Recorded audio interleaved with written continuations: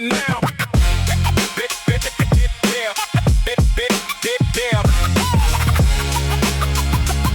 Stay tapped in.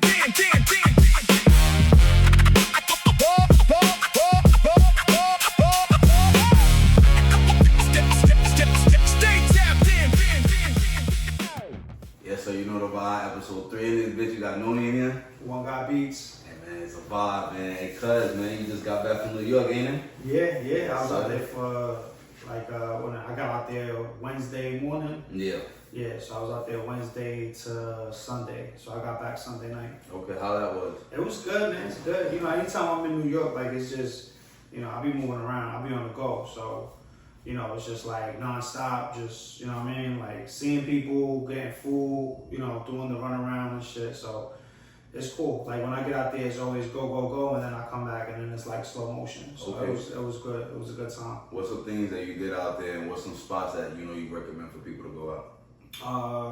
So I went to the DJ Premier Alchemist. They had a pop-up event on Wednesday, so when I landed, I went straight there. Picked up some vinyl, picked up some merch, got some autographs. I'm like a huge DJ Premier and Alchemist fan, so Okay. yeah, those are like my top 2 producers. They did a whole world tour, so this was the first show that they did in the U.S. and it was in New York.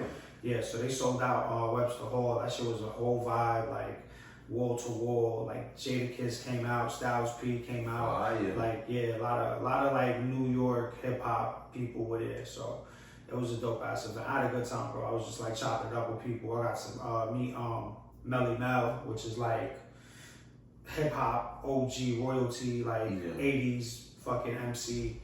So it was dope, man. I had a good ass time. What was it? Friday. I was chilling. That was the day of the Jay-Z, the Jay-Z concert. So yeah, tickets prices was a little crazy for the Jay-Z concert. I ain't gonna hold you. Dumb wow. Like it was crazy. But I mean, I saw like a lot of the footage, and I know a lot of people that went, and they said it was like top tier. You know what I'm saying? Like crazy atmosphere, crazy like vibes, like the performances, the guest features were crazy.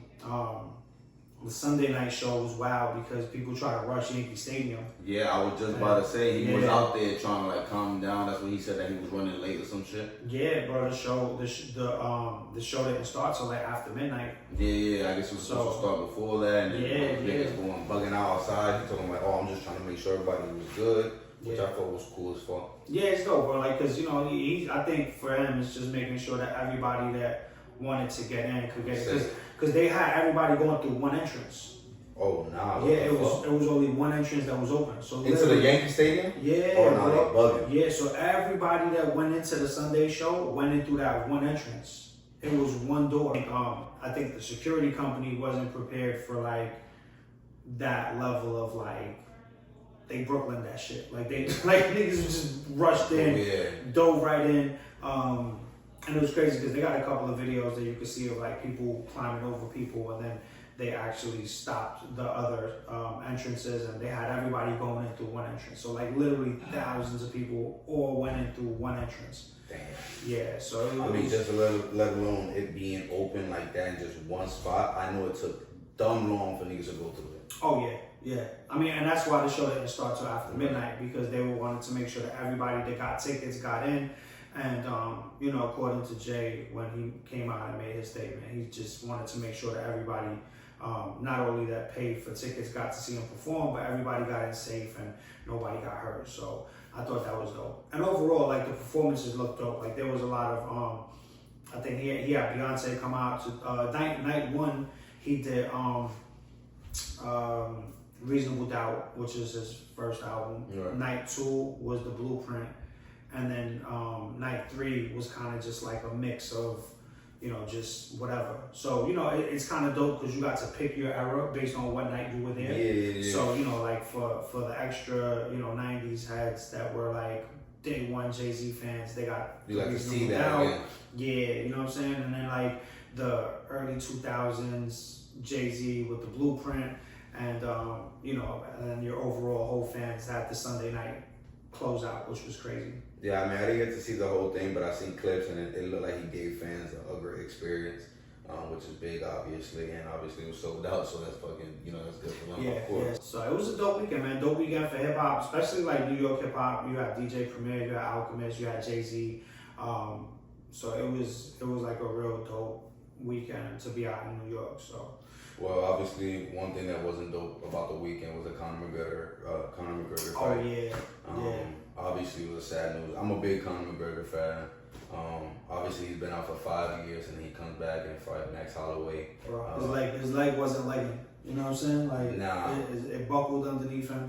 But it also looked like he came out a little like shaky. You know what I'm saying? He didn't have that confidence. 100%.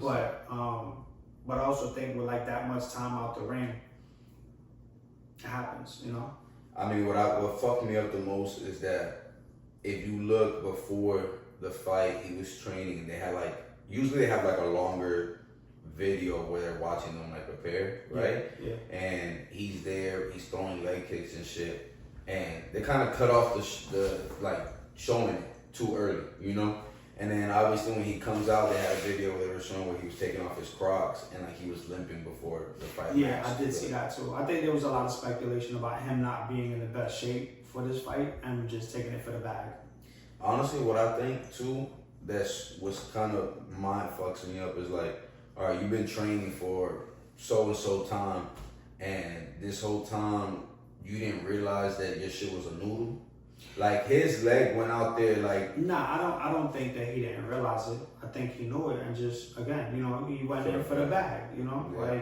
And even dude that what's his name for it? Max Holloway? Yeah, Holloway was like they interviewed him and he basically was like, why you fought? Like basically on some, I don't get no points for beating a wounded dog. You know what I'm saying? Like you came out not 100%. He's like, yo nigga, I could have spanked you in front of your kids, B. You know what I'm saying? Like I went easy. I'm like, come on, bro. And you see him gesturing in the ring. Like he's like, yo, come on. Like he can't even get up, bro. Like this, it ain't even right. It was stupid too, nigga. Cause why are you going off? Right, the first thing you do, which he usually do this, but 5 years you older, you shouldn't run up. The first thing you do, the first couple seconds, run up and try to kick. But that's always that McGregor. That's kind of like his thing. Yeah, that's his thing. So he's always gonna come out and try to get the first strike. He goes up. I think that he just came down and that was it. Yeah. Like from the start, he was done from the beginning. I don't know. I think that shit completely fucked him up, but I definitely believe bro, you was hurt before the fight. Yeah, that was a bad Going into that fight, maybe that same morning you woke up and you wasn't hurt. Cool, I could believe that. Nah, that was you know a what bad I'm saying? decision. But at least a couple hours before that fight, you went into there, you got a little injured. You were like, you know what? The show must go. The show must go on. Of course. And you went to get your bag. But imagine going out there, and spending all that money. And not getting paid. That's the thing. Like you do all of that, you don't get paid. That's like the second time Amanda Serrano was supposed to fight. What's her name? The Irish girl that she fought. Oh, the females, I don't really know too much about them. So Amanda Serrano, on the same night that Mike Tyson had fought, what's his name? Jake Paul. Jake Paul. The Puerto Rican chick. The So they were supposed to fight out in Puerto Rico, and me and my cousins flew out, and we ended up not going to the fight, only to find out that the fight had got canceled anyway because she had like an eye injury or something like that. But same thing, bro. It's like all of these people come out and on fight night, it's like, oh yeah, she's not gonna fight. She got an injury to her eye or some shit like that or whatever. And I don't know what the details were or whatever. But long story short, you're not getting paid. All those people gotta get refunded their money. So I think Conor looked at it like, what I'm gonna do? I'm gonna go out there and be like, oh yeah, my leg was messed up, and then not get the bag. Yeah, but niggas is spending $50,000 to come watch you, nigga, for 2 seconds of a fight. To get washed. 2 seconds of a fight.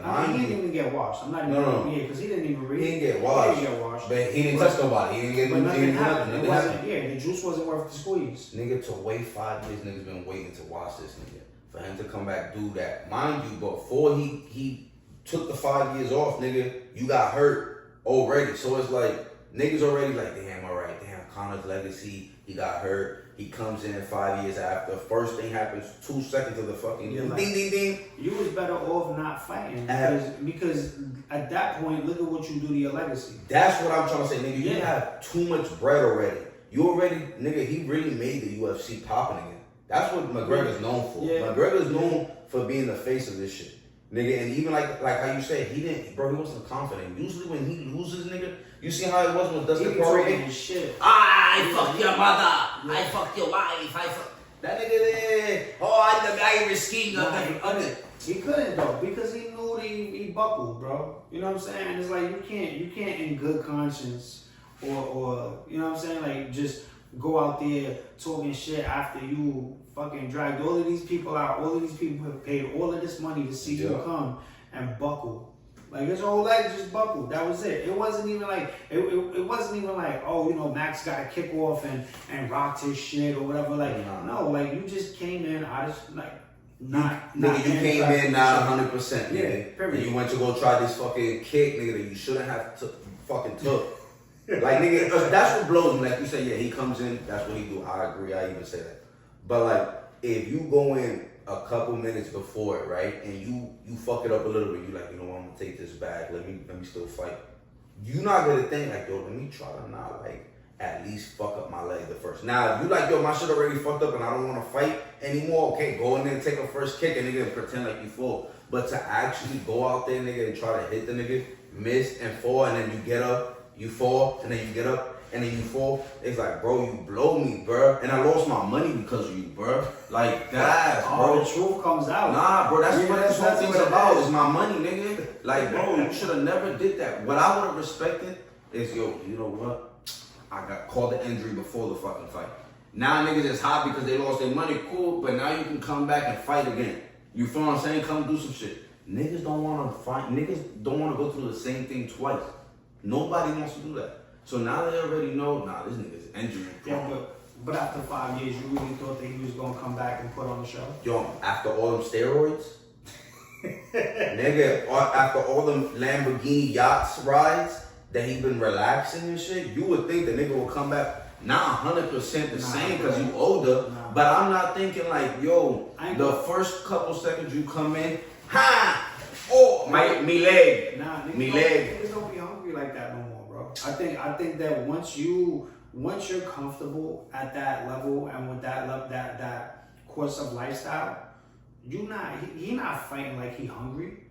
He not fighting like right now. I ain't gonna hold you. You know who I feel like might do some shit? AB.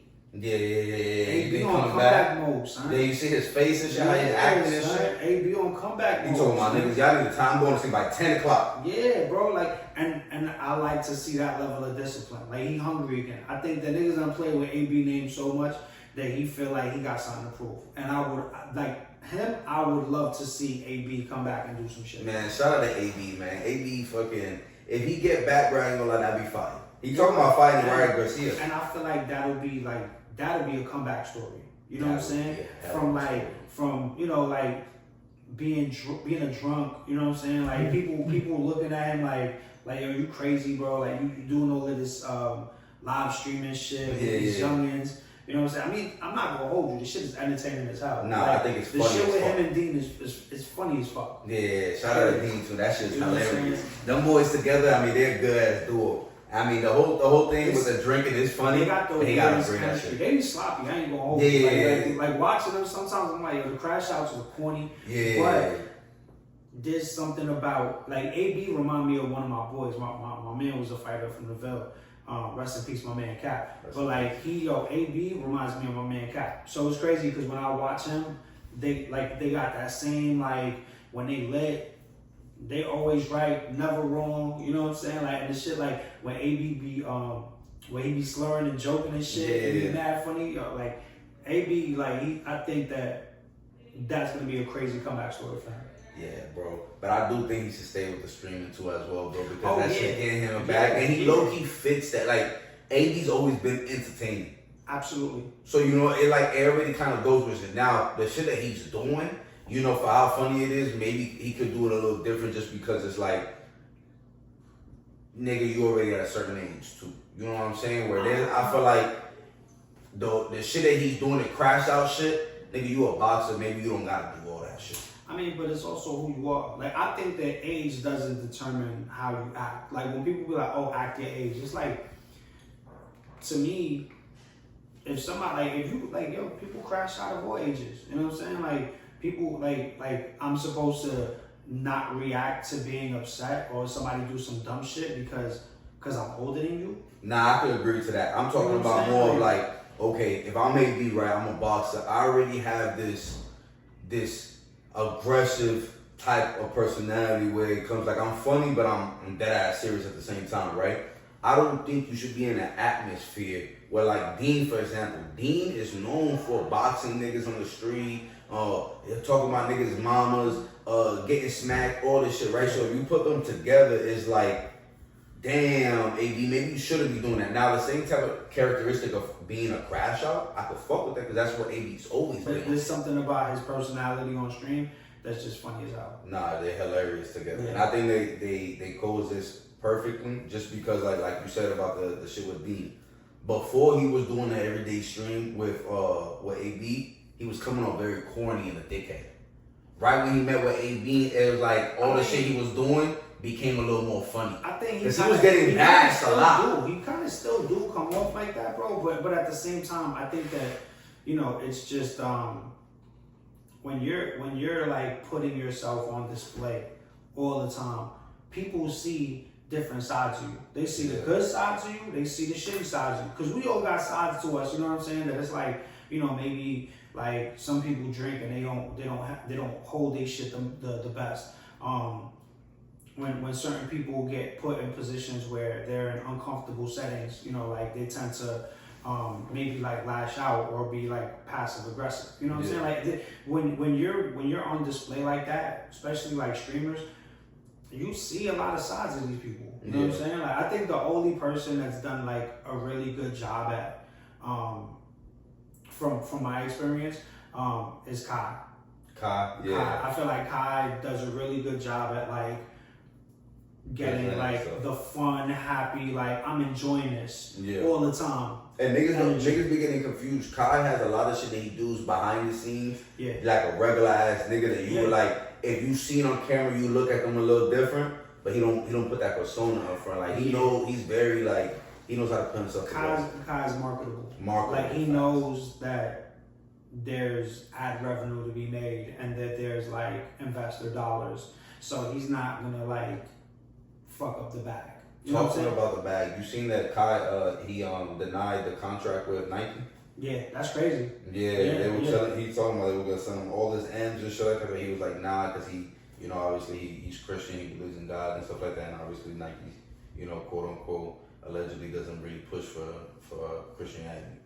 I mean, they were gonna do a devil Air Max with fucking Lil Nas X. Yeah, nah, I seen that with the blood and shit. Yeah, that shit is crazy. I mean, even with Stephen Curry too, I mean, he didn't go with Nike originally, and the reason he went with Under Armour is because he wanted to put like a Bible verse in the bottom of the sneaker, and they wasn't with it. Yeah. And Under Armour was like, yeah, I'll do it. So, you know, it's a little fucked up on that. Again, like it's all about the bag. Yeah, everything's gonna go for the bag too.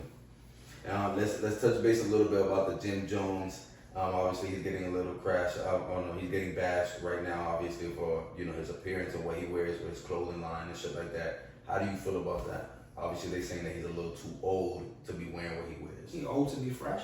Like Jim, I mean, Jim always has been a bit of a, I think Jim takes risks with his fashion sense. You know what I'm saying? Like he wears stuff that, like at the time, a lot of people weren't wearing. He started like that whole hip hop biker trend and shit. 100%. You know what I'm saying? Mm-hmm. So he's definitely like one of those people that sets the tone when it comes to drip. I think like same shit I was saying about AB. I think I don't think that your age should dictate how you act or how you dress. You know what I'm saying? Yeah. Like because dressing and fashion is just a sense of like your creativity and your like your own personal flair. You know what I'm saying? Like so because niggas is getting older, they have to like change their appearance and shit. They want him in like cardigans and button ups and shit. Like you know what I'm saying? Like that, I don't see that. Yeah, that shit's fucked up because, like, me personally, I feel like it's a part of art, right? What you wear and shit is obviously, it explains who you are,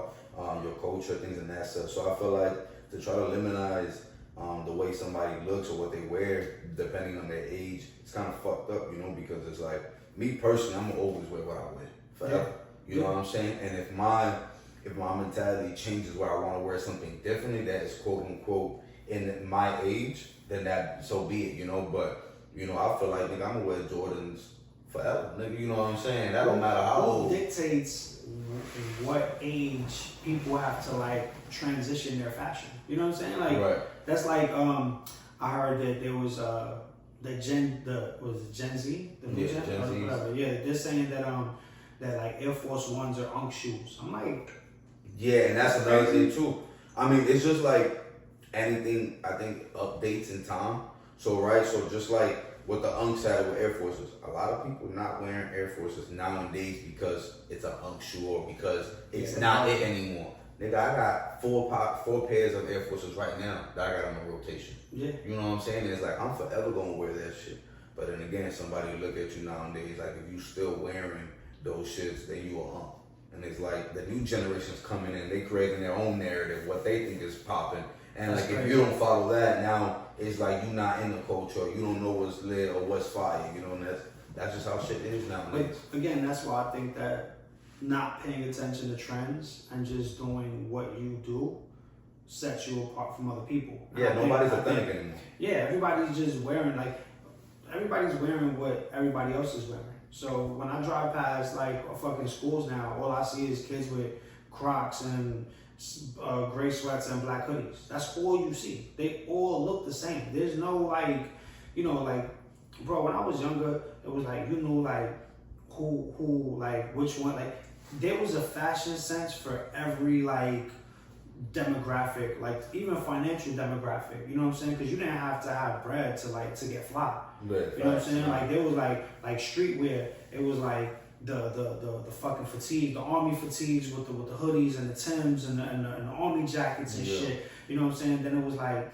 you know, you had like the preppies with like the polos and the rugbies, you know what I'm saying? And shit like that. You know, you had your low hats, you had the Tommy, you know what I'm saying? You had people that would rock like the fucking polo sport and the snow beach shit. So it's like, now it's like everybody dressed the same. You can't tell like who's lit and who's not, or who got style and who don't, because they all dress the same. Yeah, I mean, that goes with the algorithm and the internet too, because nigga, if you see a favorite rapper wearing the same shit, and you gonna gravitate to the same Everybody shit. got the same essential sweatsuit on. It's like the fucking the brown nude shit or like the gray. You know what I'm saying? Like it's so monotone. Like nobody like is taking risks with their fashion. And I will say that I feel like the quote unquote old heads, you know what I'm saying? Like when you look at like Fat Joe, when you look at Kiss, when you look at Jim Jones, when you look at Fab, you know what I'm saying? Like those are niggas that they still get fly. They dress like they're trying to separate themselves from the norm or from everyone else. And just like OneGotBeats, as you can see, you feel me? I got my OneGotBeats clothing line. Tell them a little bit about what I got. What this is? That's the One Logo tee. That's the Bleach logo tee. You hear me? Yeah, man. And how can niggas buy this? Can they get this? Yeah, it's happening with me, bro. I'm selling them off the gram. I'm selling them, shipping them to your door. I'm fucking, listen, if you're in the local Hillsborough area, I'll drop it off. Like, I'm out here. Yeah, listen. I was doing a lot of that in New York, like, just hand-to-hand shit. You know, I mean, that pop-up events. If the shit look fly, niggas gonna buy it. Yeah. And like I said, it's just coming down to the promoting. Like you see, I mean, it fits good. It is a medium, you know. I wear a medium. It don't feel tight. It don't feel too big. It feel perfectly fine, which is how I like it. I don't like, you know, obviously for the sleeves to be too tight or too big either. It fits right on, makes me look a little strong, as you can see. And then obviously it just got, you know, it got good. Yeah, each one is a one-of-one too. So it's like there's no replicating. Like each one is completely different. Yeah, I mean, like I said, going back to the art shit, I fuck with shit like that because it's creativity. It's one-on-one. And then it just shows the hard work you put in, right? It's not just like you printing some shit a label and a machine. Nah, it's not mass produced. You know and what I'm again, saying? like I think about quality control too. Like, so my thing is like, I'm not gonna sell nobody nothing I wouldn't wear myself. 100%. You know what I'm saying? So like, again, just kind of like spinning back to like that fashion aspect, where it's like, you know, I always want my shit to look different and feel different. Yeah. You know, so. Let's talk about a little bit about the fashion too. Obviously, are you more of a new fashion or old fashion? So I say new fashion, more of the, you know, the tighter clothes, and then old fashion, I would say more of the loose wear. Well, it's funny because I feel like loose is kind of like Spinning back around, yeah. Because I see a lot of younger people wearing like baggy and stuff. Mm-hmm. So I mean, I always wore like big baggy shit. Like that was always my style. As things slimmed down, you know, I kind of like slimmed it a little bit. But like now, like I still wear baggy jeans. I like baggy clothing, but for me as a bigger guy, I never liked it because obviously it makes me look bigger. I always thought it looked good, you know, on somebody that's a little more fit. But I'm trying to go back into it too because I like the heavy set shirts too. The heavy set I like shirts. to have room. You know what I'm saying? I don't like to feel confined, and that was my thing about like slim jeans, where it's like because motherfuckers went crazy for a minute. Like they was wearing the super skinnies. Yeah, the tight Dominican pants. Nah, bro, I could never. Like, never. You know the Dominican pants? Yeah, son. Why you looking at my pants like that? Yo, I mean. Yo, why the fuck you looking at my? Hold on. Don't look at my pants. I'm looking at your Dominican pants. Nah. These, you know what it is? Listen, chat. These pants is a little tight right now, right? But listen, I gained some weight, as y'all can see. You know, I'm a father now. I'm eating healthy. You know, well, not healthy, but you know, I'm eating. I'm eating a lot. You feel me? You eating good. Exactly. So I got the Dominican pants right now, but I'm going into the bag. I gotta buy some more clothes. Yeah, that shit happened to me when I moved out here. I put on weight. None of my old jeans fit me anymore. It's a Florida thing. Because I don't know what it is. I got old, son. No, you ain't. Cause I'm telling you, they put something in the Florida food to get you fatter. Nah, I ain't gonna hold you. It started before I moved out here. Like, I think it was like literally, I hit 40. I stopped smoking as much as I used to. The smoking. And then, yeah, bro. And then it was just like, I couldn't shed the weight for nothing. Yeah. Like, I literally went from like 155 to like 200 pounds. Damn. In like a year or 2 years. Damn. Yeah, bro. Let's say 2 years. Let's put it in. Yeah, we'll say 2 years. Yeah. But it was like but it was crazy because I didn't realize when it happened. And then I went to go try on a blazer that I had, and I realized I couldn't get in it. And I was like, yo, this is crazy. And then I went to try to put on the pants, and I'm like, none of my shit fit me. So even for this New York trip, I ain't gonna hold you. Like, I had to go buy new jeans because it was raining most of the weekend that I was out there. Like, I was just gonna go in basketball shorts, and then I realized none of my jeans fit me, and I had to go buy jeans. God, bro, you know what's the worst thing about gaining weight too? Is that most of the time when you gaining weight, right, you putting regular clothes on, right? So you put on your basketball shorts, you put on your t-shirts, right? And then it goes from a period of time where you haven't went out, right? So you end up going out, you try to go back in your closet looking for your clothes. And your shit don't fit no and more. And your shit don't fit no more, cuz. That's the most embarrassing shit, cause now it's late, nigga. You gotta go out with the tight ass clothes you got on. So you go in, niggas haven't seen you. I'm really talking about myself, my own situation, right? But nigga, you go out and now it's like, damn, bro, like you wearing Dominican pants. Yeah. Nah, listen. That should be fucked up. I don't know, bro. Listen, I'll stay home. I'm not feeling good tonight. I'm gonna stay home, nigga. The whole time you don't got nothing to wear because none of your clothes fit you. But you know what's crazy? Like, and for me, I feel like I have 3 modes, right? Mm-hmm. It's like I either dress for comfort or I dress to like, to impress. You know what I'm saying? Or like just to you know, like just to get fresh. Yeah, you know what I'm saying? Like, I'll throw on some shit that don't match and shit. So it's funny because I feel like now, even when I'm not trying, especially out here, like even when I'm not trying, it's like, yo, the fit, and I'm like, it's regular. I'm just you know, like regular crop white tee, you know, some loose shit.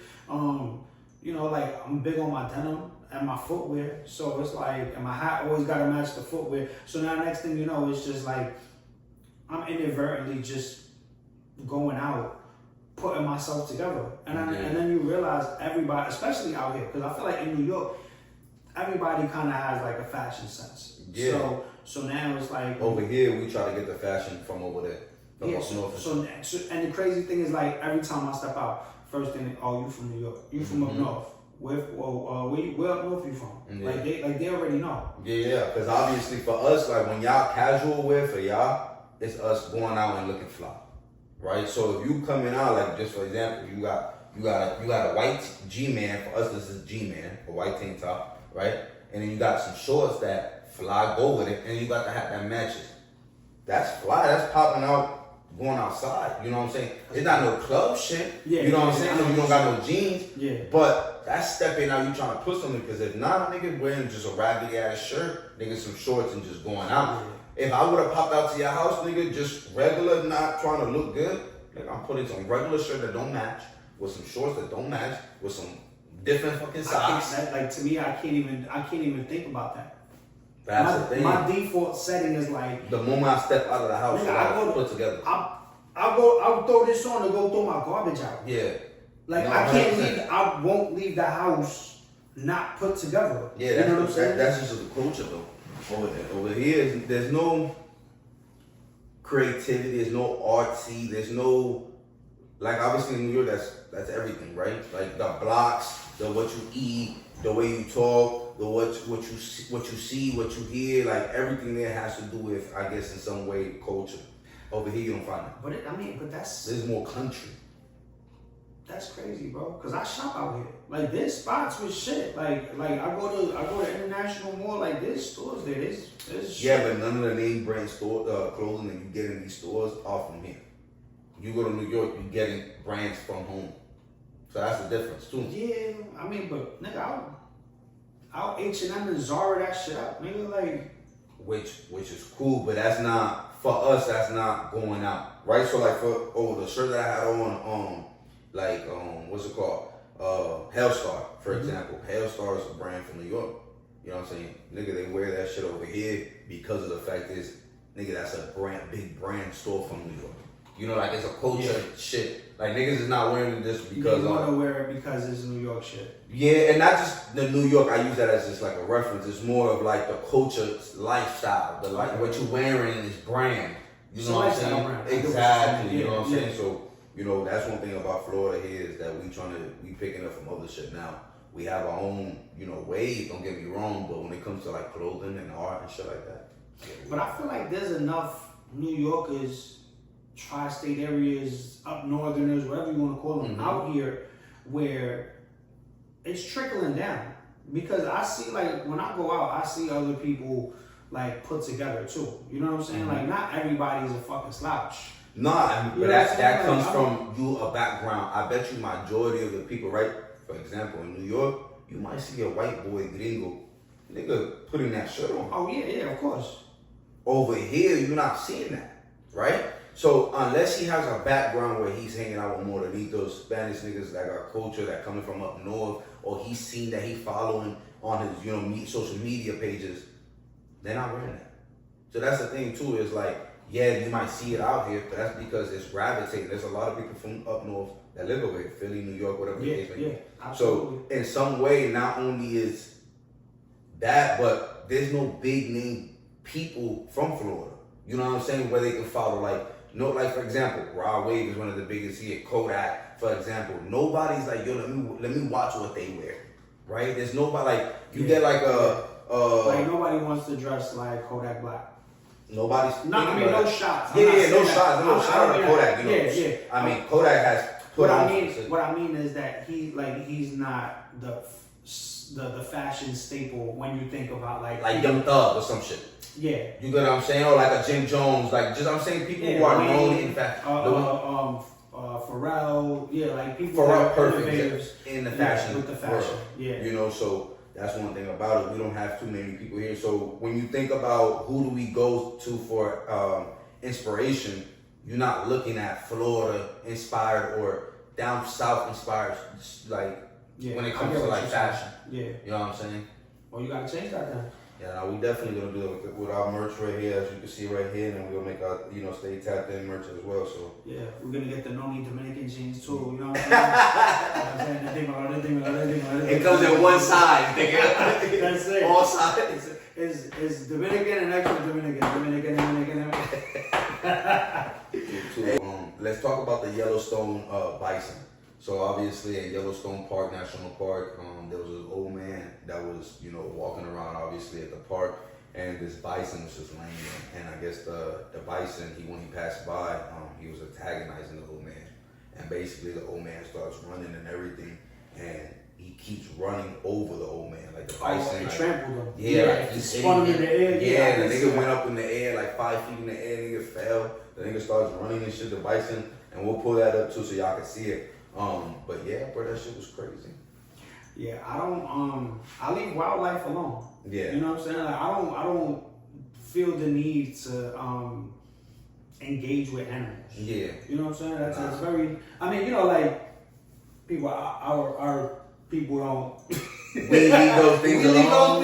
Let's leave it like, Yeah, like I'm very anti Steve Irwin. You know what I'm saying? Like, I'm not gonna, like, oh my God, look at the size of this bison, boys. Do you see that? That's an anaconda. Yeah, I'm good on that. One bite and it will take you. I don't need to, I'll get my kicks with like National Geographics, like from the TV. Yeah, watching it Disney at Plus home. has like a whole section of shit where I can watch it from the safety of my own home and not have to like get trampled and shit. You can go to the zoo. I'm good on that. Yeah, I don't really care for zoos. But I'm saying like there's other options. Yeah, right? Of course. I'd rather see these things like I'm not a zoo person. I feel like zoos are animal jails. I don't agree with zoos. I think that shit is kind of fucked up. But but yeah, I'll watch a documentary. I'm all for like getting my Nat Geo on and shit. Listen, you know what I'm saying? Like I was watching what the fuck was I watching? My wife was watching some Storm Chasers last night. You know what I'm saying? Like, yeah, we'll do all of that shit from the safety of my own home. I'm watching the Storm Chasers on my TV. I'm not getting in the truck and following a tornado. You know what I'm saying? Like, yeah. Them niggas we don't go faster, go faster. The tornado's going and you chasing it. No, we don't do that. Nah. I'm good. Talking about the zoos too. Obviously you from New York. I don't fuck with the Bronx Zoo. I'm gonna tell you why. I went over there, right? Okay. And first of all, each exhibit you go to, if there's an animal, I'm talking about there's an animal, there's probably one. And the chimpanzees be like this, nigga, like this, damn near asleep. They be zodd out. And you go up to them and you gonna throw something at them, nigga, and they just sitting there, just laid up. It's sad, bro, because it's like, when I go to the zoo, I'm not a zoo person, right? But it's if I'm animal jail, son. But I'm saying though, it is an animal jail. It's animal jail, yo. But I'm just saying, if I'm gonna go to the zoo, right? Because you go for the kids, right? You don't go once you hit a certain age, it's like, why the fuck I'm going to the zoo, right? You gotta teach the kids to don't go. No animal jail. No zoo. We're not supporting animal jails, yo. All right. Nah, we're not doing that. Nah, but that shit is so funny because I be feeling so bad for them but they and do the be Bronx in there. Zoo be the worst one because like everything is mad far. Yeah. So you be walking like 3 blocks to find out there's no alligators. to see the one alligator that's sleeping at the bottom of the pond. You know what I'm saying? You just see the bubbles. Yeah. The nigga's been there. He talking about, this is our oldest alligator. The hyena. There's one hyena. Niggas just laying out there on the floor.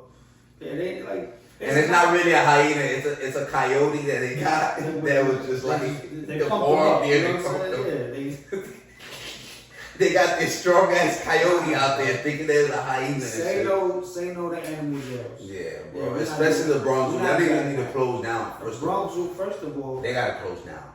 You cannot be open. Bronx be wild. Yeah, bro. I feel bad. I'm good on the Bronx. Like I'm from Brooklyn. I mean, to go to, I'm not getting on the train 2 hours to look at the animal jail. I'm good. Yeah, that's fucked up. Yeah. Let's talk about Trump a little bit. Obviously, Trump said that he's on the list for Iran for assassination. They're trying to kill him. Iran and their proxies who have threatened to retaliate against you and your team by killing you guys for taking out Soleimani. Well, they haven't done that, and That would be a terrible thing for them to do. Not because of me. If they did that, they would be obliterated. That'd be the end. I've left instructions. If they do it, they get obliterated. There won't be anything left. And they shouldn't be able to do it. And Biden should have said that, but he never did. I don't know why. Lack of intelligence, perhaps. Obviously, he's been through a couple of assassinations, attempts, which obviously a lot of conspiracies on that.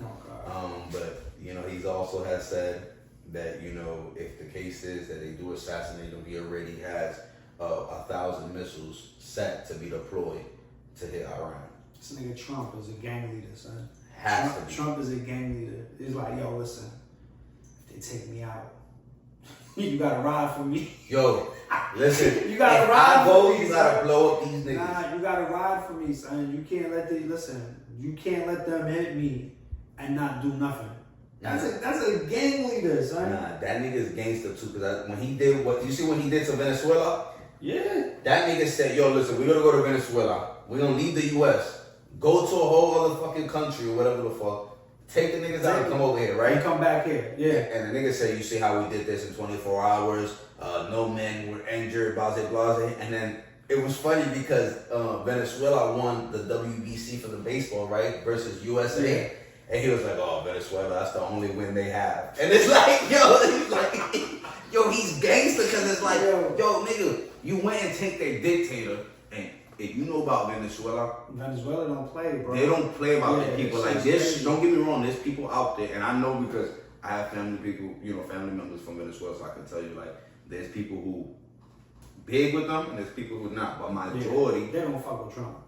They don't fuck with Trump. They dictator. Trump. They love him. Like, it's not like in Cuba where they hating them and they want to leave. Like, they love what they go through. Yeah. You know, no disrespect. You know, there's some people who don't, obviously, just like anywhere, but majority of the people, they love that shit. And bro, like, when they won the whole shit for Venezuela for the baseball shit, they went crazy for that shit. And Trump is over here talking about, yeah, that's the only one y'all really got. Yeah, Trump is wild, bro. He a wild boy. Crazy. He a wild dude, bro. You see he putting he doing the Trump coin, the dollar coin. Nah, what the fuck? Yeah, so that he's doing a dollar coin with his face on it? He's doing a dollar coin with him on it. Yeah, that nigga, he do whatever the fuck he wants. He just want to go down in history so bad. No, I mean, you know what I'm saying? Like, for real, he does. He wants to be written into the history books. Like, it's crazy. You know, and then it's crazy because I saw this thing on the internet, right, where underneath, like, the pictures of the presidents in the White House, yeah, he had all of their plaques changed, right? So, like, he's a goon, son. So now, like, under the picture of Joe Biden, it says like, here is the worst president or something, Sleepy Joe. Yeah, you know what I'm saying? Like, and it's just him putting his own spin on history. Like, what president you know who does that? That's my point, yo. Like he's just so involved in everything. Like, when you look at everything that we've had in president, and we've had stupid presidents before. Yeah, not a lot. George Bush Jr. was a rock. Was a walking rock. He choked on a pretzel, man. You know what I'm saying? Like on ice cubes and shit. Like, he was dumb, but even even him, he didn't do the things that like Trump is doing. It's like his internet activity. Like, yo, like, you got a president that's like making foreign policy on Twitter. Yeah, him and Elon Musk be killing me with their Twitter posts. Him and Elon Musk, their relationship is so weird. Yeah, it's like they were like Dean and AB before Dean and AB. Like, yo, imagine them niggas streaming together. Trump and Elon, they used to do Twitter Spaces. Nah. Yeah, bro. I would have to. They were doing Twitter Spaces. They did like a 2.5 hour Twitter Space together, where like basically, Elon Musk did like a whole AMA on Donald Trump. No like, fucking way. Yeah, bro, it was crazy. Yeah, it was right before. I think it was either right before or right after the last election.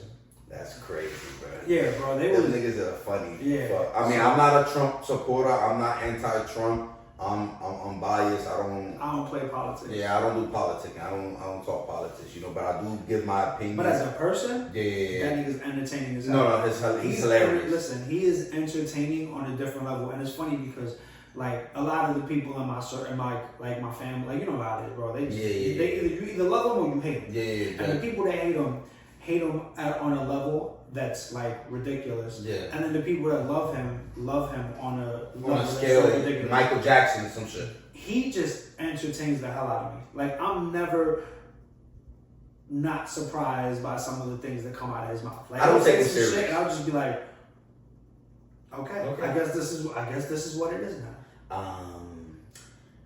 You know, Iran. Like when he does that little shit, bro.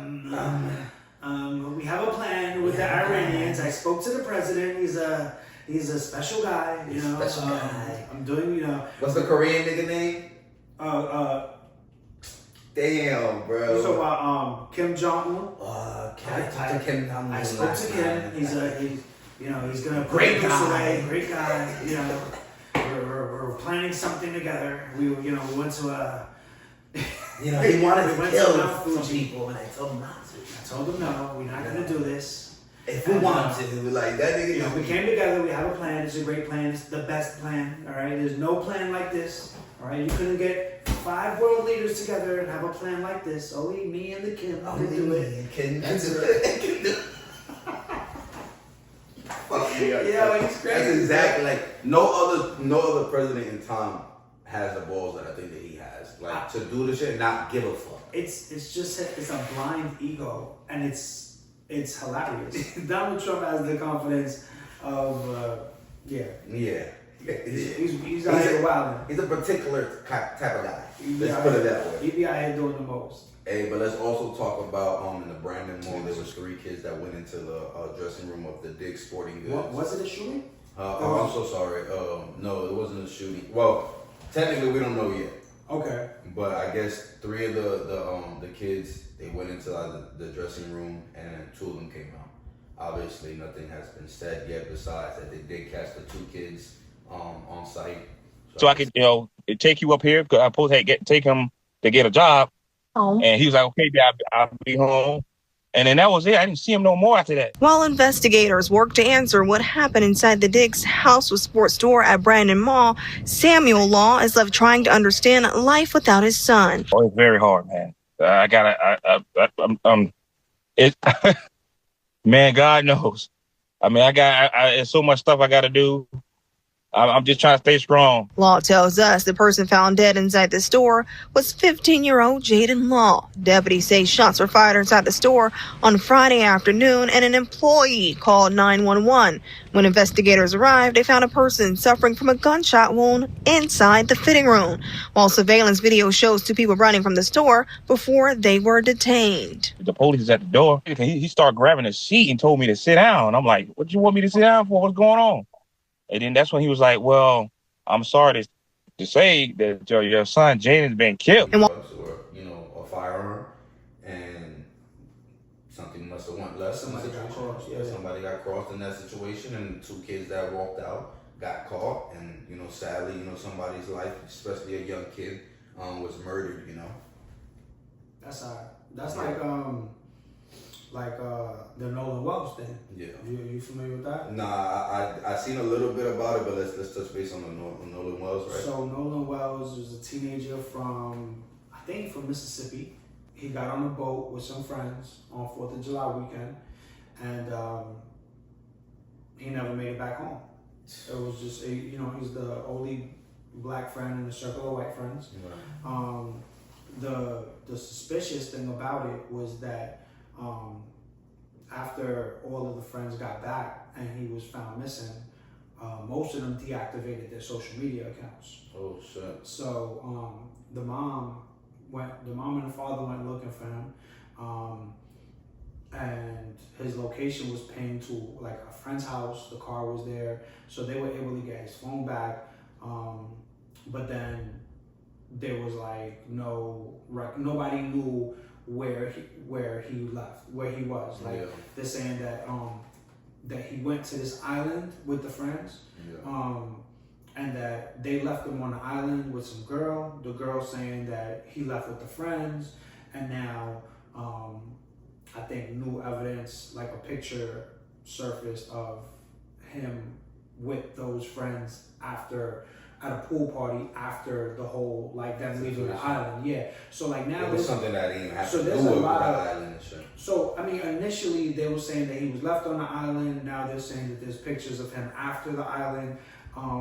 The weirder part about it is that the parents of the teenagers that he was with, one of them is a judge, you know, one of them is like a lawyer. So there's a lot of like caping that's going on for these kids where, you know, like they're not really, or at least the family feels like they're not being investigated the way that they should be. No, there's still like no suspects, there's no leads, nobody knows like what happened to this kid. Yeah, that's just crazy because there's a lot of situations where a lot of people are getting kidnapped or you can't find them. And I don't think, especially when it comes to, you know, the race situation, obviously everybody was white and, you know, there's only one black person.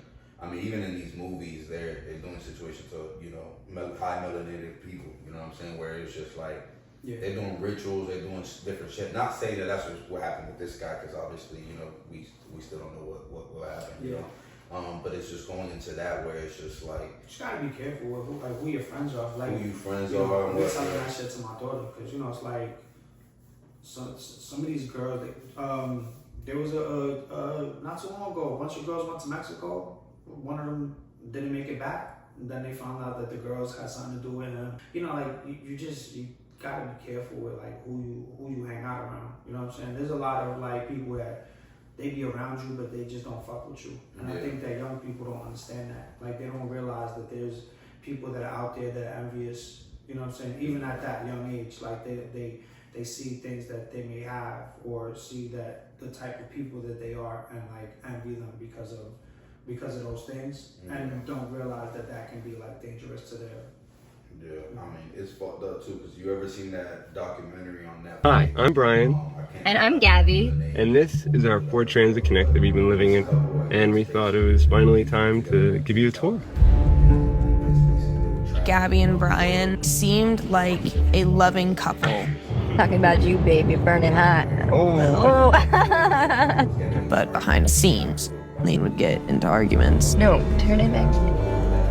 Baby, come here. Yeah, I want to retake this video. Brian thought the vlog. Long story short, basically, that guy goes on a trip with the girl. They leave the police, whatever the case is, and he goes back home. And when he goes back home, he wasn't with him. So basically, you know, when he gets back home, you know, the girl's parents are like reaching out to the guy's parents, like, yo, hey, what's going on with so my daughter and shit. And the parent goes and tells the other parents, like, oh, we're not gonna talk about it. Like, you can contact our lawyers.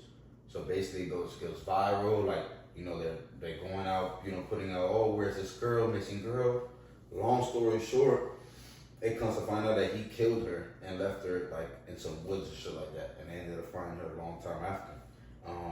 But yeah, bro, it's just so crazy. I bring that up to say, like, it's just so crazy how you never know, bro. You just never know who it is. Like, they were in a relationship, they were, you know, vlogging, like they had this, you know, good ass relationship. Influencer relationship, you know. Yeah, I mean that's like the shorty that drove the car into the wall with the boyfriend in the car. No, I didn't see that either. So there was a Netflix documentary on it.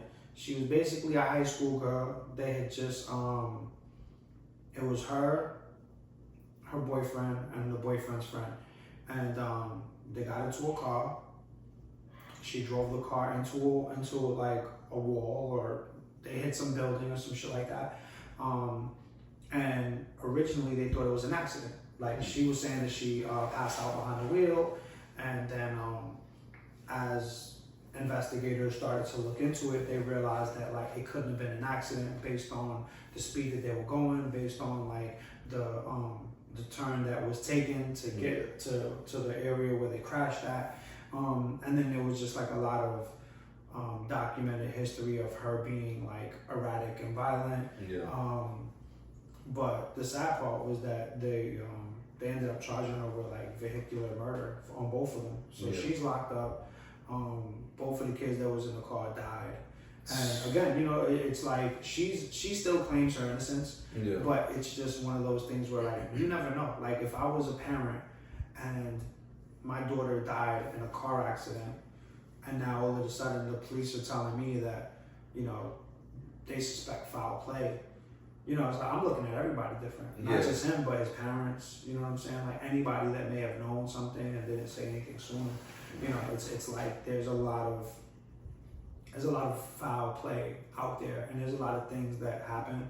And I think that you know, if there aren't people that what do you call that don't insist on these things being investigated or looked into, it's like you'll never know the truth. Yeah, facts. I mean, these people be crashing now. That's just like the massive fire in Thailand. You seen the fire that, like we were talking about, the dragon and shit? Oh, the nightclub? The nightclub in Thailand and Bangkok. 28 people died from this massive fire that was there. Yeah, that was crazy. The footage, it looks like pyrotechnics. Like it doesn't even look like it's a natural fire. Like there's just flames. It's coming out of something. Yeah, I don't even know how did that start. Like yeah, no, we're gonna get into details on that shit too. I gotta find out more about it. But like I said, it looks like a situation where somebody set that up. It wasn't like something caught on fire. Yeah, like it was arson. Yeah, something. Yeah. So I mean, people are crazy nowadays, and it makes me think like, what makes in your mind do these type of things? Like the guy who turned on the propane at the gas station. Oh yeah, he wilded out. It was a gas station? I thought it was a restaurant. It was a restaurant, yeah, a restaurant in Conor country and shit. Yeah. And that's right around the way. That's right by you. That's right by me. So it's like, yeah, that's crazy. You get that shit anywhere around you, so it's like, it makes you, like you said, yeah, Florida's different, bro. You can't trust nobody. Nah, Florida's different. And that's why we trying to tell my daughters, I'm like, yo, listen, man, like, we not in New York no more. Because in New York, like, see, like, here's the thing. In New York, it's like, yeah, like there's a possibility that like you might be a victim of like a random act of violence or like some like subway crime or you know like some like just random weird shit. But I feel like outside of like the major cities, when it comes to like violent crimes, usually it's like it's somebody that knows you. Yeah. You know what I'm saying? Like it's not random. Yeah. Like in the big cities, yeah, you know, like there's like a possibility that some stranger may like fix to attack you and shit, but out here, 9 times out of 10, nigga, it's somebody you know. You seen like Julio Fulio, the rapper? No. That got killed. So Julio Fulio is a rapper, obviously, and I don't know where it was at. I think it was Jacksonville, but whatever the case is, he came out to Florida over here and he did an Airbnb, and then he did the Airbnb. He had some shorties pop out, and one of the shorties that popped out dropped the location. And it's the shit that's going viral, all these kids. It's like a girl and a group of guys that got locked up for killing a rapper. That's the same shit that happened to Pop Smoke. So the same exact shit. That's crazy. Yeah, bro. I mean PNB Rock too, nigga. He was at the restaurant, nigga, and his girlfriend that he was with dropped the location, nigga. Like they messy, bro. You can't be doing that shit. So it'd be your own peoples or people that you're around that really set you up or put you in situations, nigga, where you getting killed. Yeah, that's wild, bro. I don't know. I mean, I think like in situations like that, you gotta know you can't just be dropping locations. You know what I'm saying? Like a lot of the times, if I'm opposed to where I'm at, I do it after. Yeah, you know that's what I tell like, once I'm gone, then you know, like, whatever you want. Yeah, and don't get me wrong. Like there's certain instances where it's like people know where I'm gonna be. You know what I'm saying? Like with the concert that I went to, like you know, there's just certain shit, but. A lot of the things I just pop up to too. You know gotta be prepared too when you pop up too. Yeah, because you don't know who's putting out your shit there. If you popping out like us, we go out of places and niggas know or you promoting where you gonna be at. You gotta be ready. Yeah, I mean I ain't gonna hold you like more in New York than here. I be around people. Yeah. You know what I'm saying? Like usually when I'm moving around in a group. I'm not by myself. Yeah, but that's the easiest way to get caught too. Is so it's like, I mean, yeah, no, because of like you gotta know who you got around too. Yeah, that's what it is. Like the people that I'm around, like they're not like fucking messy, sloppy, you know, attention-starved interneters that need to like, oh, like, oh, look at where we are. Like Nah, bro. Yeah. You know what I'm saying? Like 9 times out of 10, like I'm the person that's posting like that's doing it for like content's sake. You know what I'm saying? Shit like that. And it depends too. Like if you're not putting yourself out there where you having problems where niggas is coming looking for you too. Like in some way too. Nobody looking for me. I don't got problems. But that's what I'm saying. Not even just us, like personally. I'm just saying in general. Anybody like there's artists out there who make music who's big and shit who don't got problems with internet beef and shit. Yeah. Where they don't have to worry about where they posted at or what they doing or how they doing things now. Yeah, somebody just want to come up on you or get clout or do some shit for looks. For looks or attention, for you know, looks. they're not trying to over here kill you or get a drop on you and telling the next person for some bread and shit. Like the niggas who's getting caught with their homeboys and people around them is because of bread or situations where nigga you got beef. So if you don't got no beef and shit like that, I'm not saying don't put it don't matter if you put your shit out there. Be smart. But I'm saying at the same time, bro, it just depends who you are, who you be around. Yeah, that's a fact. You feel me? Let's also talk about the 4-year-old from Kissimmee. I guess he killed his 2-year-old cousin. Oh yeah, with the gun. Yeah, with the gun. Yeah. Sad news with that too. I'm a big person on having firearms. But I feel like if you have kids around, you gotta be protective about it. You gotta just be responsible, bro. Yeah. Like that's really all it is. Like I mean, I think like having a gun accessible and moving around with it is a lot newer to me since moving out here. You know what I'm saying? Like, Here you gotta have the gun. I mean, like it's just the availability for it without the hassle. You know what I'm saying? Like I could have had one back in Jersey, but that shit is a hassle. You can't leave the crib with it. You can't do nothing. The restrictions. It's almost harder for you to have it than to not have it. Yeah. You know what I'm saying? So it's like, but out here it's like a completely different dynamic, and I think that because of that, people are a lot more relaxed with like their gun safety. Yeah. You know what I'm saying? And I think in this case, like that's exactly what it was. You know what I'm saying? Like they were traveling. I think they were at an Airbnb, right? Or like Yeah. Or they might have been home or Airbnb, but same thing. Like I think it was a rental home. Yeah. I don't think it was theirs. Nah, I think that's what you're right. Because if it was, I mean, I'm assuming that if it was their home, that shit would have been locked up. You know what I'm saying? Like if you're staying at an Airbnb, there's no gun safe. You know what I'm saying? Like I mean, put it at out of reach, right? So like it's a 4-year-old, right? So how big can your 4-year-old be? Oh yeah, so that shit was like on the couch or something. That shit was laid around and loaded. That's the shit. You don't got it on safety. You know what I'm saying? Like for example, I got mine on safety. Yeah, mine don't got a safety. Now mine, granted, but I don't keep one in the chamber. See, that's the thing. I keep one on the table with a safety, just in case. The moment all I gotta do is take it off the safety. That's it. Yeah, I get you. I got a 2-month-old, so he's not gonna be grabbing it. But the moment he gets 4 years old, I'm putting in heights where he can't reach it. Yeah, or right? keeping it in the safe. Right? Yeah. Either way, most of the places where you gonna have it for situations that come back or somebody's coming in and trying to break into your house, you don't want to have it in a situation where you have to bend down. Yeah. Right? Yeah. Now, if you want to be laying down in your bed and it's a nightstand, cool. I can put you in that certain situation. But the majority of the time, if you're up in combat, you want something that you can grab right here. You know what I'm saying? So why put it in a situation where it's low? Now you see, obviously, the family's catching charges on it. It's not just like one person. Yeah, they're like, definitely gonna catch charges on the mother and the father is getting charges from it. Yeah. So now you lost a cousin, your parents is locked up, and now you got the 4-year-old. It creates rifts in the family. Like, and I had a, like on a personal experience. I know somebody that, like a similar situation. You know what I'm saying? Yeah. But he was older. It wasn't a kid. But I mean, young man. Yeah, you know what I'm saying? Like, so for me, it's like I don't ever want to live with that level of guilt or regret. You know what I'm saying? Like that shit is that's I don't want that blood on my hands. Right. You know what I'm saying? Like, and again, like I think that owning a gun and being a responsible gun owner it's your own individual responsibility. Yeah. You know what I'm saying? But at the same time, if you're not gonna be responsible with your shit, then don't have one. Yeah, and that's right there the most important thing, because if you're not gonna be responsible, don't have one. And a lot of people nowadays are just not responsible when it comes to not only parenting, but parenting when it comes to having a firearm as well. Yeah, I mean, think about it. Like some people are messing with a bunch of shit. Like I'm the type of person, if I know I'm gonna be out drinking, I'm not gonna drive.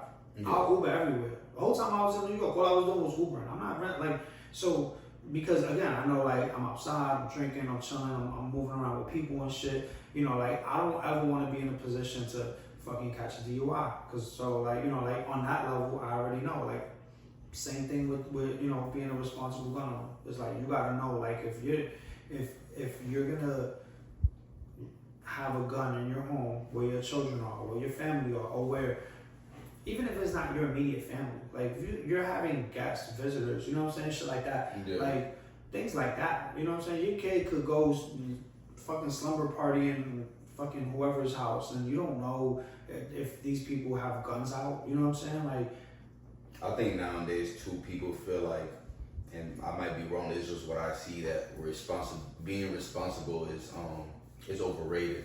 No. Like where, like you said, for example, I'll put it this way. Nowadays, I put my age group. You go out and you drink, you're not getting my majority to be like, yo, let me go Uber, right? Yeah, but it's also different because I feel like for y'all been driving since y'all was 15, 16. Yeah. You know what I'm saying? Back in the day, you weren't driving that young. Well, not even back in the day, just like up north. Up New north, York, you don't yeah. need a car. So Yeah, you're not seeing like a bunch of young 15, 16-year-old drivers. You're not getting that like that. Yeah, so it's You not know about what it to go think, yo, let me go get an Uber. It's nothing. Yeah, you jump on a train, you can jump on a bus. You could, like, you know what I'm saying? Like it's the availability for accessible transportation is there. Yeah. Out here, motherfuckers don't walk nowhere. Yeah. So you're more likely to get in a car after a few drinks, thinking like, all right, it's a short drive. You know what I'm saying? Thinking nothing will happen. Yeah. But of course, it's usually when you think nothing's gonna happen that something happens. I mean more just like, right, so let's say, I see I'll put it this way, so a lot of people nowadays, right, so when they're going out and they go through situations where, let's say there's gonna be a shooting or a fight that's gonna break out, you kind of feel that, right? You got that intuition. You pick up on that. You pick up on that. Nowadays, just like the same thing when I go about like the mentality, a lot of kids are not reading those things. So it's the same shit when we're talking about having a firearm, where their mentality is not like, yo, if I leave my gun right here, right, my son may grab that. Those thought processes just doesn't go into their brain. So the same thing with the driving. Yes, there's no trains over here, but I bet you if there was a train over here, niggas would be like, nigga, why the fuck I'm gonna go take a train, nigga? I'm good. I'll drive my shit. You got what I'm saying? I mean, I guess, bro. Like, but again, I think that's a certain level of arrogance that catches up to you. Because it's like, yeah, it may not happen the first time. It may not happen the second time. It may not happen your whole life. But at some point, the fact that it could happen should be enough to deter you to not want to do that shit. Yeah. You know what I'm saying? Like, especially like being irresponsible with your firearm. You know what I'm saying? Like the fact that it's like, oh, so because nobody's gotten hurt with me leaving it around, I'm just gonna, you know, like leave it around. Nah, that's a very fucking stupid mindset to have. You know what I'm saying? And I feel the same way with drinking and driving. Like I think that shit is hella responsible because you're not just responsible for you. Like there's tons of people out there on the road that ain't drunk, that's just minding their business. You know what I'm saying? Dad is in the car with his family, grandma's driving to pick up her medicine. You know what I'm saying? Like kids crossing the street, kids out on bikes, you know what I'm saying? Like you just never know, bro. And like I said, at the end of the day, like I can't have shit like that on my conscience. Yeah, no.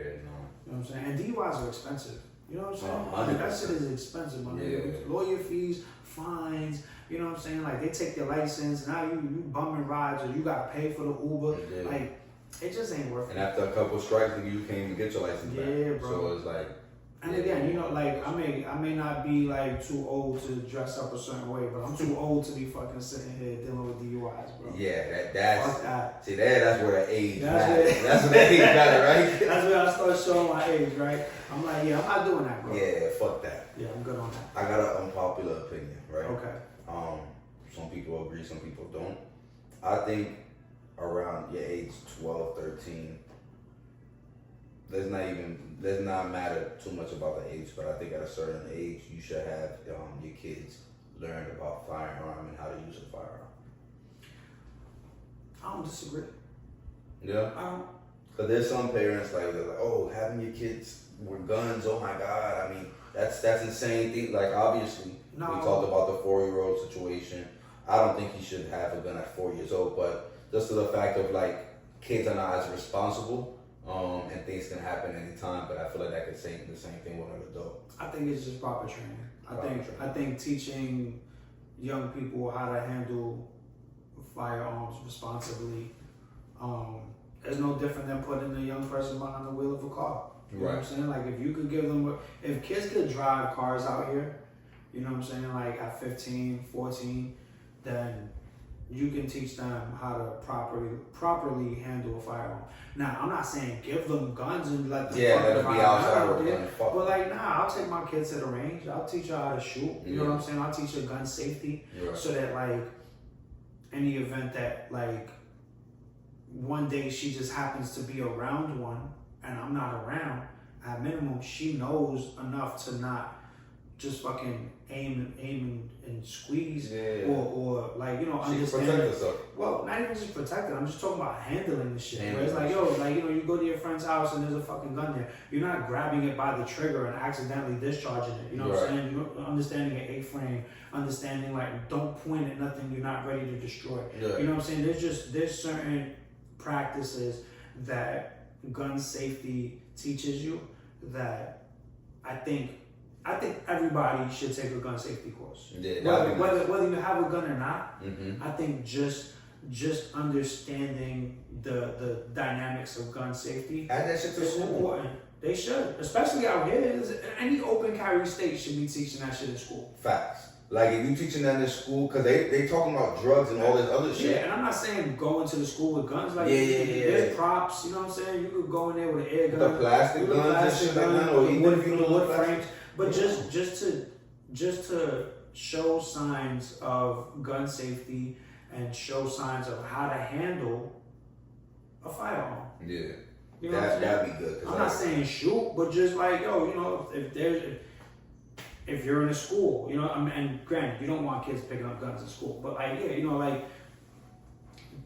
this is the world we live in now. You know what I'm saying? They sell bulletproof book bags. Exactly. You know what I'm saying? Like to kids. To parents. They're selling it to parents because the kids ain't buying it, but the parents are buying it. They're buying it because at this point we live in a world where that's a possibility. My daughter has a cell phone. The school rules is that kids aren't supposed to have cell phones in school. I look at my daughter, I'm like, keep that shit on do not disturb. I mean, keep that shit on silent. Don't use it. Don't get caught unless there's an emergency. If there's an emergency, you call us. You know what I'm saying? Like, I'm not gonna not send my kid to school with some way for me to get in touch with them. Knowing what the fuck is going on and shit nowadays. It happens, bro. And it's scary. But like that's the reality. Yeah, bro. That shit's fucked up, bro. But I do like it because, like I said, I feel like a lot of kids, right, that just like these shootings at the Brandon Mall. Oh, sorry, I say shooting at the Brandon Mall. We don't know what happened. The murder at Brandon Mall. You teach these kids, let's say there was a weapon involved, because obviously a stabbing or a shooting. You teach these kids about this shit. Maybe they won't use it. Maybe they understand, like, yo, this is more serious than what it is, right? Because I feel like when you don't understand something too, you do it. You know what I'm saying? I mean, there's two sides to every coin, right?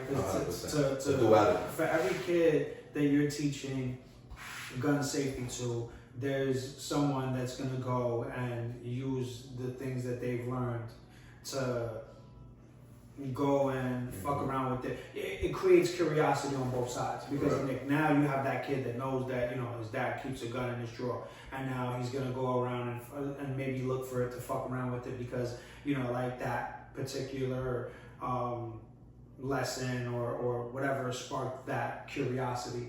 You know what I'm saying? Like, you just never know. But again, you know, it's like the same way they teach sex education. They're not teaching kids sex education worried that, oh, well, you know, these kids might want to go out and fuck after they learn everything. No, it's to educate them on the safety and how to like prevent STDs and prevent teenage pregnancies and shit like that. So nigga, I remember going into the nurse office, nigga, and I'm giving you the condoms, nigga.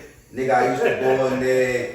Oh, Miss Doctor. The lifestyles. What? The lifestyle. They used to break. I used to be like, man, you gotta give me like 10. There would be one with like an ice cream on it, another one. Bro, you know, they had like different ones. So my mom used to be HIV/AIDS awareness counselor. Oh shit. Bro, so my mom used to come home with Boxes of condoms. I already did. Bro, I used to have condoms in my crib for days. Like, yo, like, and it's, I swear to God, I was just telling this story the other day. So when I was a teenager, I had a fish bowl full of condoms. Nah. I swear to God, bro. It was like a fish bowl full of condoms, and it was in my bedroom. And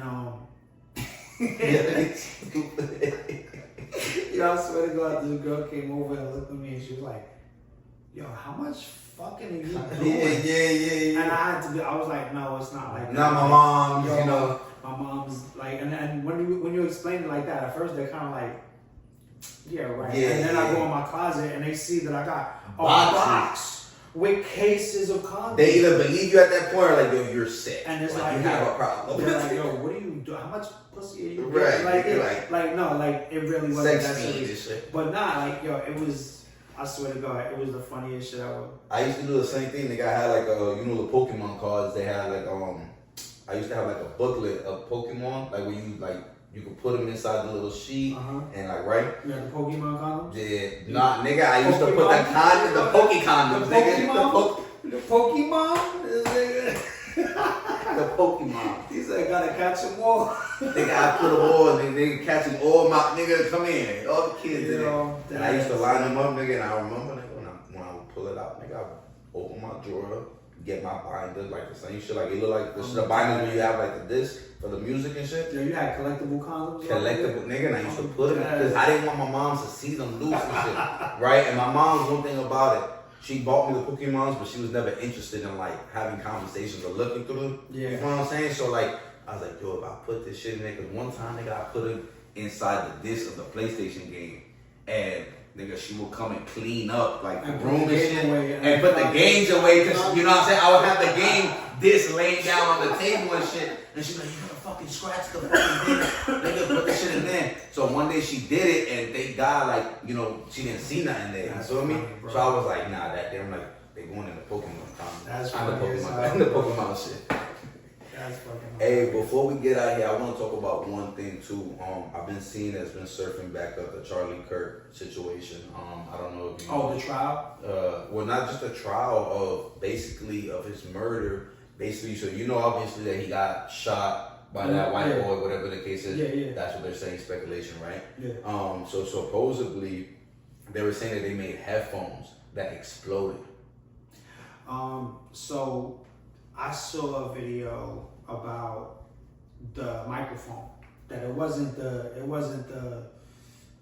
headphones. It was like the microphone had like a trigger in it or like a one shot that hit him in the neck. I mean, bro, like there's so many conspiracies when it comes to the Charlie Kirk. What I seen was that they had like a microphone just like this. That they had put that was evidence, right? Yeah, and then they picked it up and it disappeared and you know what I'm saying? Yeah, like and even they were saying like the shatters of the headphones, supposedly when it breaks, they like the same shit, nigga, like the same shit with the John McCaffrey shit, where basically they went to go see the evidence of the shit and they went and cleaned it up. Yeah. I mean, but that happens with a lot of conspiracies. The same shit happened with 9/11. Yeah, you know what I'm saying? With 9/11, all the debris and rubble got shipped, you know, out of New York. So like they weren't even able to research and see like what were the fragments. And they did that for a reason. Like the same way. So I think with like, you know, with a lot of these conspiracies, there's so much left on the table because, you know, people just don't believe in the official, you know, story or the official reports. Right. You know, it's like you know, with the Charlie Kirk shit, there's so many like conspiracies and there's so much speculation because of, you know, like some people feel like he was a martyr, some people feel like he was for Israel.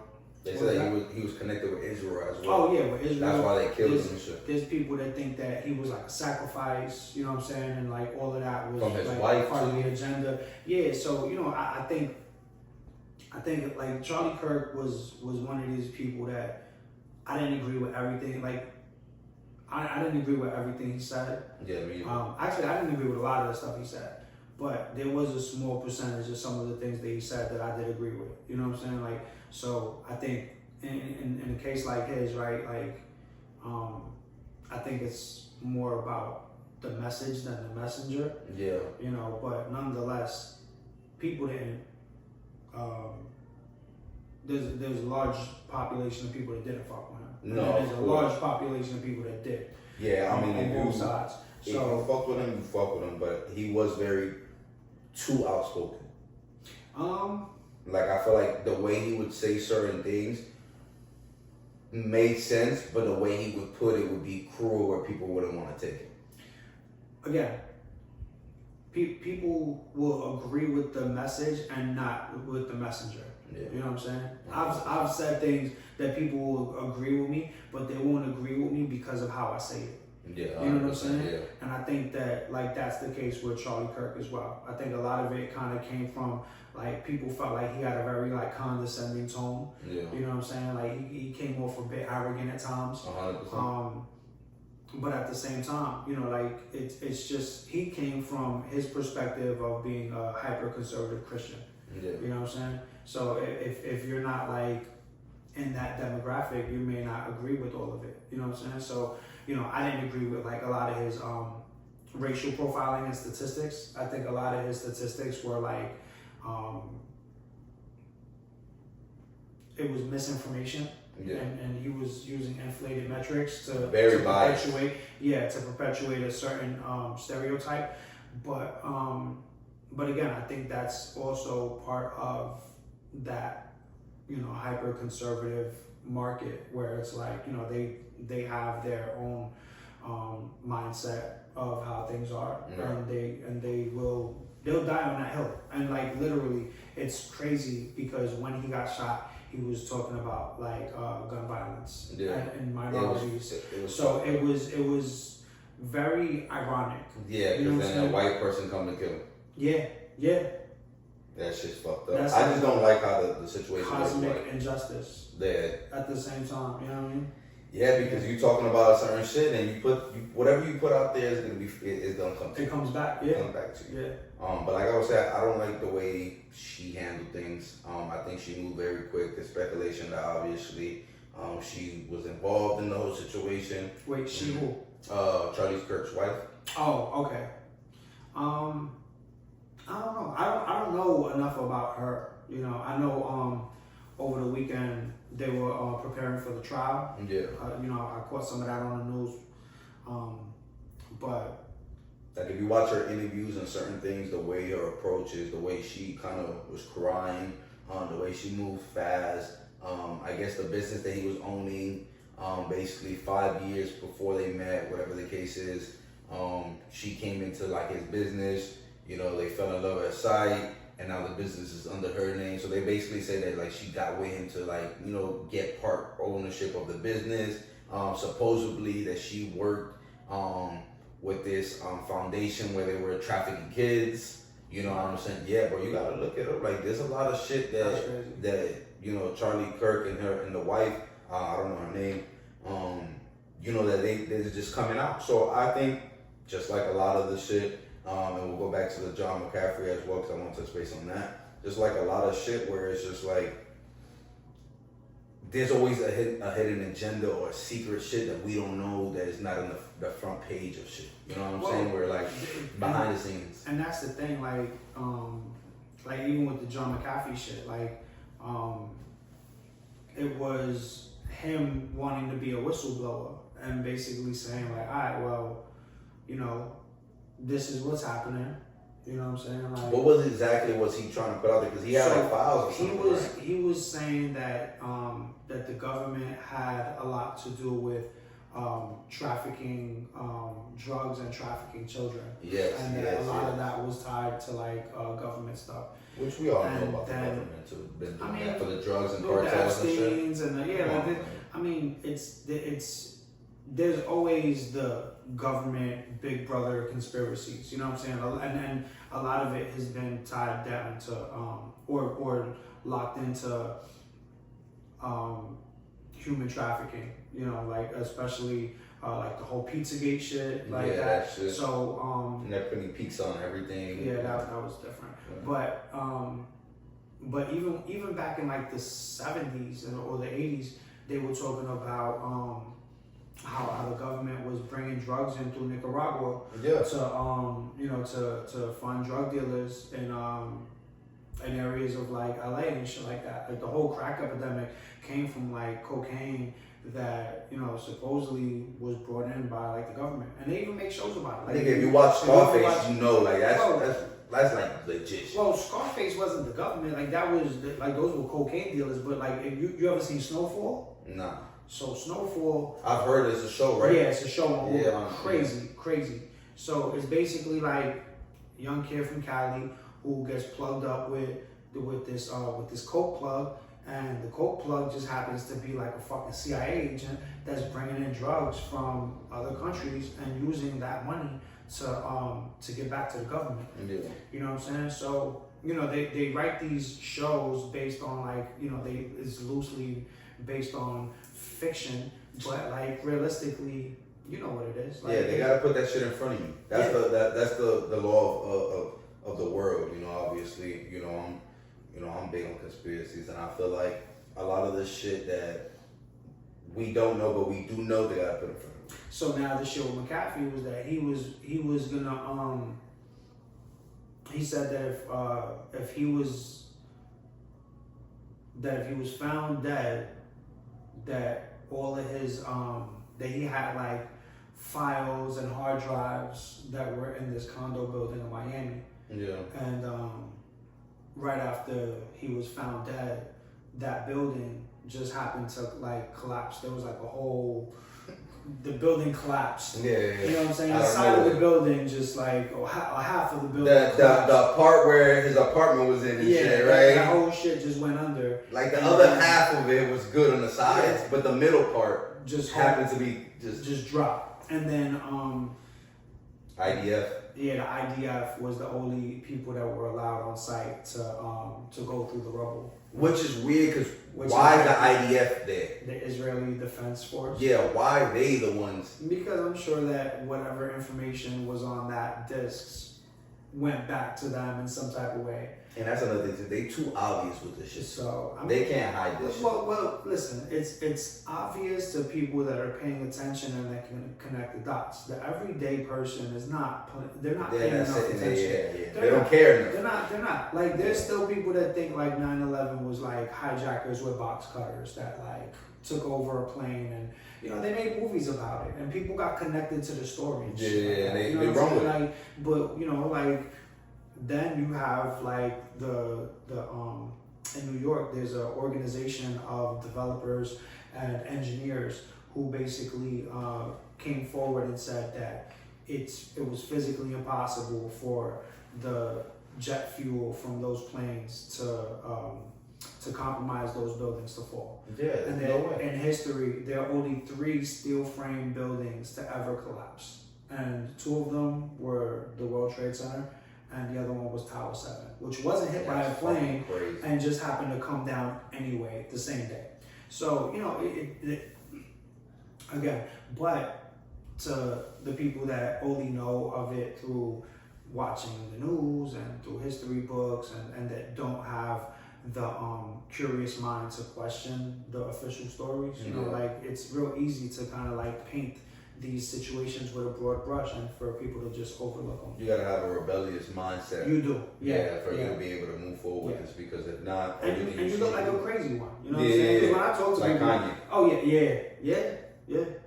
Like, so you end up looking and sounding crazy because now it's like, oh well, there goes tinfoil hat guy. You know what I'm saying? But the truth is that a lot of these things that end up becoming like declassified that we find out about in the future started as conspiracies. You know what I'm saying? Like, and by the time it comes out where it matters and people are finding out, yo, this is generations true, after. it doesn't matter. It doesn't. Yeah. Like, people are like, oh shit, like, speaking about it right now, the Epstein file, like, bro, this shit was going on for months, every day. Listen, and now the more and more comes out, it's like MK Ultra experiments. You look at like the Tuskegee Airmen experiments. You look at the shit that they were doing in Puerto Rico, they were testing birth control on women. They were bombing our jungles. You know what I'm saying? Testing the atomic bomb in fucking Puerto Rico.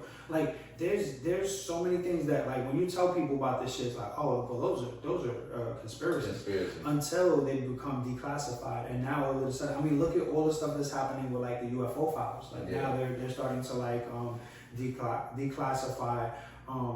All of this like UFO footage. They're starting to declassify like all of these like they don't even call them UFOs anymore. It's like unidentified aerial phenomenon. Yeah. So it's like because UFO sounds gimmicky and conspiracy-ish, and now it's UAF, which sounds a lot more official, and it is because like now like it's being backed by military like footage and military documentation. Like they have you ever seen the Tic Tac video? No. So it's a video of a UAF that's shaped like a Tic Tac. Oh, shit. And it's like a round sphere. Yeah, the shape of it is weird. And it's like flying with the jets because it's like it's the footage was captured by fighter jets. And it's basically like what do you call that shit? When shot with like thermal cam, so it's like gray, it's just black and white. But this thing is just like a Tic Tac, and they're saying that like based on the movements and the way that it maneuvered in the sky, like it wasn't like anything man-made. That was the shit that they hit it with a rocket and it didn't explode? No. You know what I'm talking about? They had this rock, like this, I guess this UFO, or the shit that we're talking about was flying, and I guess, you know, these people on the aircraft see it, and they're like, yo, shoot it down. And when they shoot it, bro, like the shit basically explodes, and like the whole rocket like breaks in pieces, but the UFO stood intact. Like it just jumped off of it. I didn't see that. Yeah, you gotta see that shit. And we'll put it up too so y'all can see that. And the shit about the Tic Tac that's crazy was that like planes don't fly backwards. Yeah. You know what I'm saying? So like this thing would stop and make a right angle, you know what I'm saying, and then come like back. Like a hummingbird or some like, shit. Yeah, bro. Yeah. Like, you know, so and you know, no aircraft we have that we know of exactly that can do that shit. So, I mean, what's crazy about that is that, you know, there's been a lot of conspiracy if, you know, nowadays they're saying that might be like devilish, demon things, right? That put, you know, trying to scare us and shit. And then there's other people that are saying like it could be other military, you know, classified people that we don't know about that have this technology. That they're practicing and we don't know about it. But obviously, you know, with the more speculations, the more conspiracies, it's harder to believe on what exactly what is what. Yeah, because it's like, so now are aliens people from like beings from other planets or beings from other times? Right. Because like now there's like this, well not now, but there's been the ancient astronaut theory.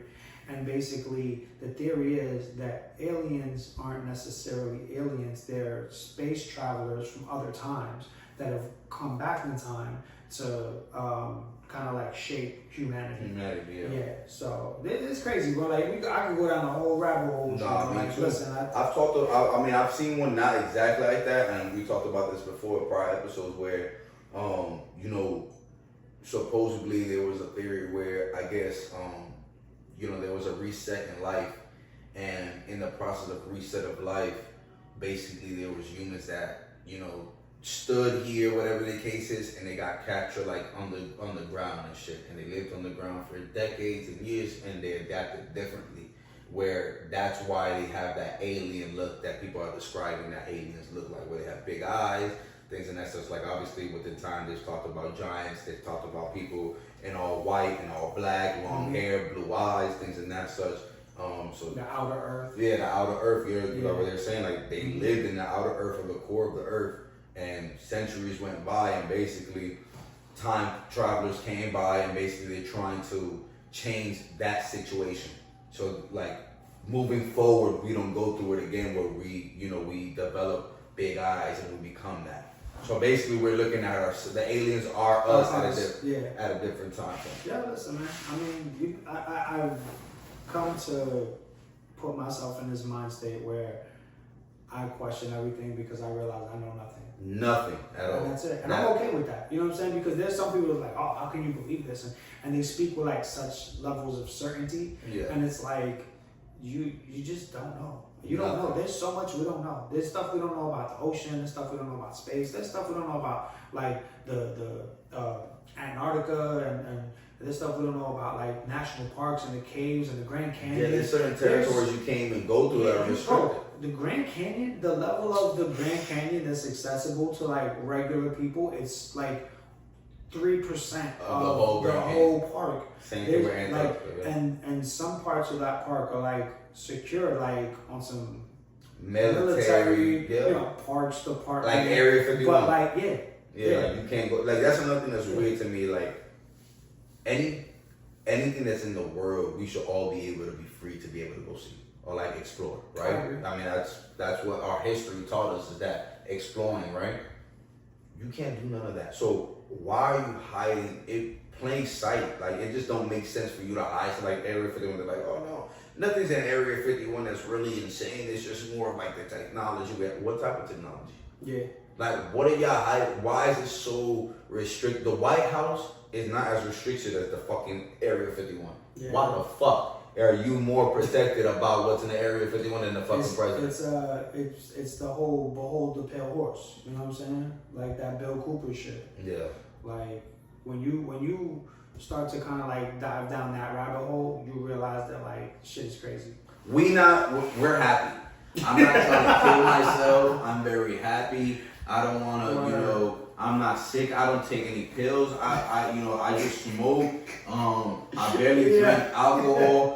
Cuz doesn't do any of those things either.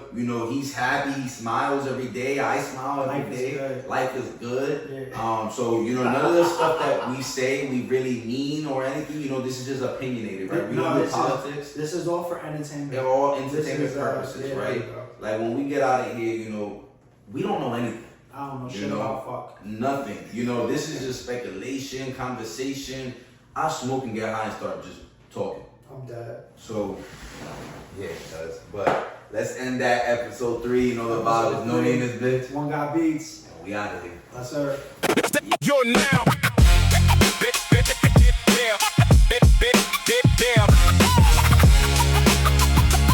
Stay tapped in.